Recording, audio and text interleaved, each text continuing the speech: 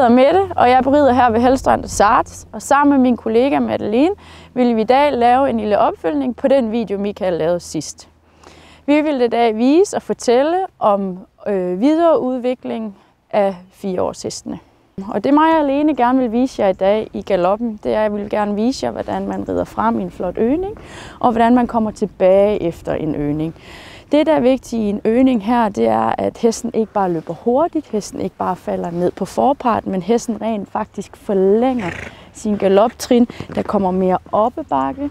Og det samme, når man kommer tilbage fra en øgning, er, at det, man tager i længden af hestens galoptrin, at man får bygget det i højden af hestens galoptrin. I dag vil vi vise jer det ned ad langsiden, fordi i det er en 4-års, vi har med at gøre, synes jeg personligt, at det er et af de bedste steder at lægge det på langsiden, hvor de har barrieren til at støtte sig lidt opad. Det vi vil starte med her, det er, at vi vil starte med at vise jer, at vi rider ud af hjørnet. Vi galopperer fremad, vi mærker hestene fremme foran vores ben, inden vi når hjørnet. Jeg plejer altid, cirka ved anden sidste bogstav, ligger jeg enten en 10 meter volte eller en 12 meter volte ind. Så er volten jo faktisk et af de første steder, en hest møder en form for samling.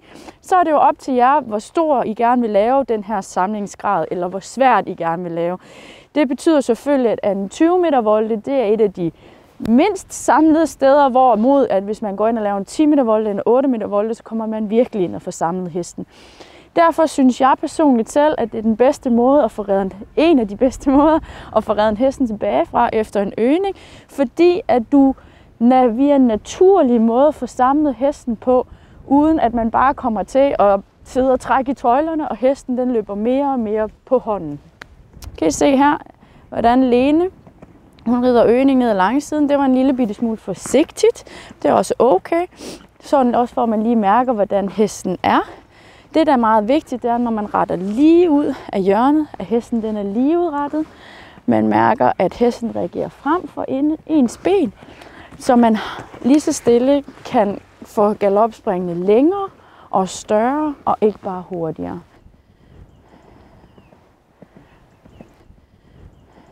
Det her Lenes hest, den er en lille bitte smule spændt. Det jeg normalt gør, hvis min hest er en lille bitte smule spændt, det er, at man kan lige lave en blød bøjning, eller i hvert fald lige en lille stilling af hesten til indvendig side. Yes, så kan jeg se, så slapper hesten af igen.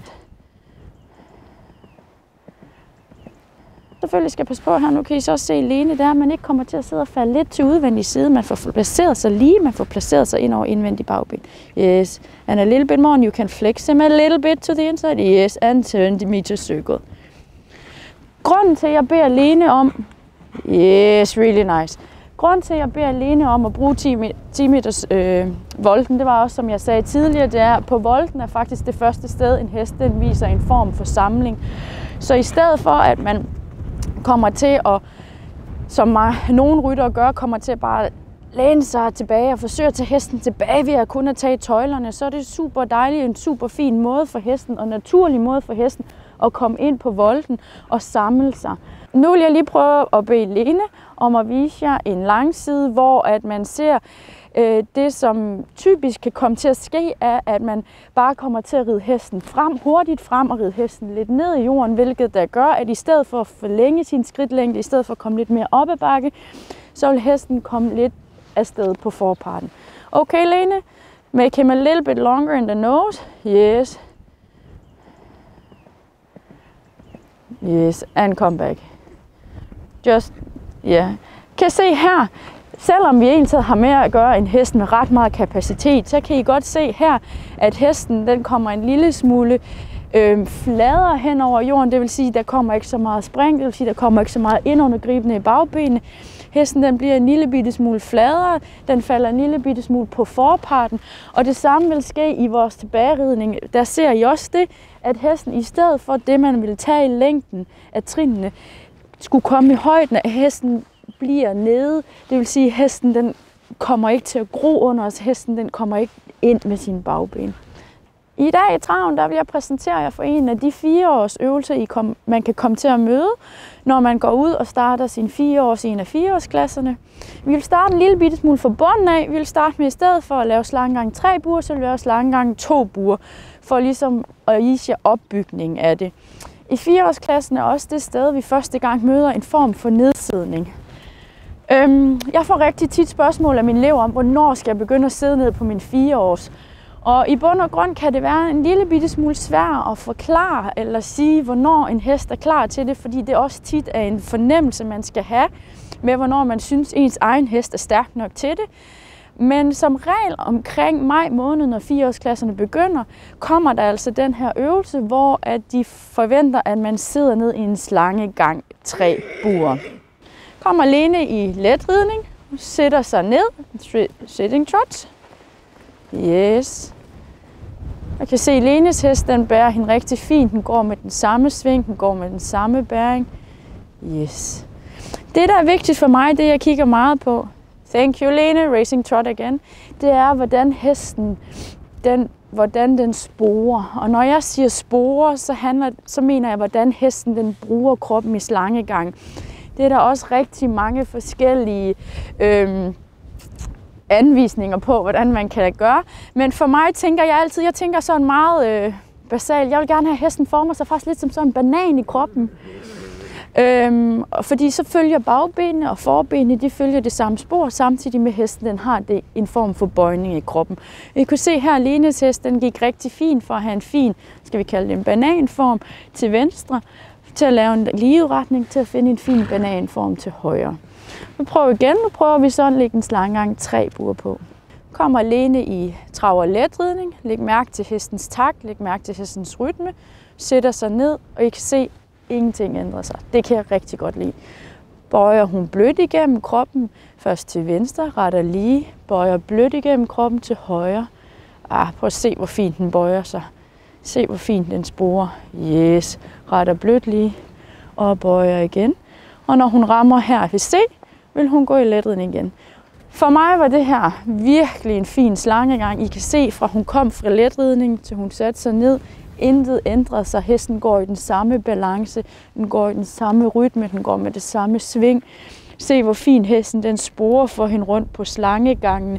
Hvis man skulle være en lille bitte smule hård eller kritisk, så rundt i hjørnet, der synes jeg personligt, at hun kom en smule for langt ud. Man skal jo tænke på, at slangegangen er jo en voltefigur, det vil sige, at det er en rund figur. Det vil sige, at man behøver ikke at komme så dybt ud i hjørnet, som man for eksempel vil gøre til en skråt igennem. Så vil jeg også vise jer, hvis I har en hest, eventuelt I har lidt problemer med at få den til at spore korrekt i slangegangen, eller hvis I har en hest, der løber lidt, så kan man ligesom Lene gør her, kan man lægge en 10-meter-volte ind, fordi der møder I igen, på 10-meter-volten møder I den her form for banan, som jeg kalder det, som I egentlig taget skal bruge, men det er også en rigtig god måde, og det vil jeg forklare jer senere, at få hesten tilbage på. At man kan komme ind på voltene, man får hesten sporet korrekt ind, man får mødt tilbage med sin halve parader. Super, Lene, it's very, very nice. Og hun har hesten med sig. And again, can you finish with a 10-meter circle over here? Yeah, good. Kan I se, hvordan hesten kommer tilbage, hvordan hesten sporer korrekt, hvordan hesten venter på hende? Yes. Og super fin ud i hjørnet. Det vi også vil vise jer i dag, og også en lille overbygning på det, som I så sammen med Michael, det er, at vi vil gå videre. Vi vil vise jer en øgning.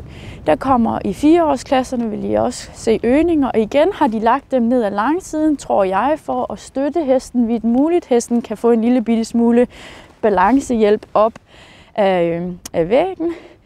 I travøgning igen forventer vi, at hesten går med god balance. Vi forventer, at hesten laver skridtlængden større. Vi forventer, at bagbenene bliver indundergribende, så hesten kan skubbe af. Det er også det, der gør, at skridtlængden bliver større. Nogle af de ting, vi kan se, der kan en gang imellem kan give lidt fejl i sådan en øgning her fra traven, der er enten så kan man se, at der kommer en enkelt takfejl, eller der kommer 2 takfejl. Og det kan der selvfølgelig være forskellige grunde til. En af grundene til det kan være, hvis hesten ikke er tilstrækkeligt nok frem til ens ben, og man føler, at man kommer til at skal sidde og skubbe hele vejen ned, så kan det godt danne en form for uro, hvilket der gør, at hesten lige takter over, fordi den hele tiden får det her tryk. Så det er meget vigtigt, at man selvfølgelig mærker, at hesten er fremme foran sine ben. Har man nu en hest, man føler, den vil ikke rigtig lige komme frem foran sine ben, så kan man eventuelt, det gør jeg en gang imellem, tage en lille pisk på med, Og så kan man sidde og hjælpe hesten en lille bitte smule bag til. Man kan sidde og tappe hesten lidt blødt bag til i travrytmen. Det kan nogle gange godt hjælpe dem til at få bagbenene lidt mere ind under, så er det sådan lidt mere indundergribende bagben og til at skubbe lidt af. Men samtidig med, så er det også vigtigt, hvis du har en hest, når du har den lige ud, der buller lidt for meget på hånden, altså den falder lidt på forparten, og du så beder den om at skubbe afsted, kan der også komme nogle takfejl der. Derfor er det også vigtigt, at nu i dag kan Lene jo vise en super flot langside, men igen, hvis din hest ikke er stærk nok til at kan gå en helt langside, så gør det lidt i intervaller. Så for eksempel fra H ned til E, og så ved E kan du eventuelt lave en volte, bruge volten til at komme lidt tilbage på, ret lige igen og øge igen. Så man lige så stille også bygger hesten op, og man bygger hestens styrke op til at kan lave sådan en flot øgning hele vejen ned ad langsiden. I dag vil Madeleine og jeg også rigtig gerne vise jer lidt skridt, da jeg synes tit og ofte kan man godt være en lille bitte smule tilbøjelig til at glemme at træne skridten. Og her i 4-årsklasserne, der har man det, der hedder 2 små diagonaler, det vil sige 2 små skråt igennem. Den første skråt igennem står der, at man skal vise en form for kontakt. Det vil sige, at man skal have en anstillet tøjle og en skråt igennem, hvor at man giver efter på tøjlen, hvor hesten den går for en helt lang tøjle. Generelt siger jeg altid til mine elever med deres heste, at når de skridter, specielt de unge, så vidt muligt skridt dem altid for en lang tøjle. For det er meget vigtigt for hesten at lære at finde sit naturlige balance i skridten, og jo mindre man kan pille ved skridten på 4-årsen, jo bedre bliver de også i længden.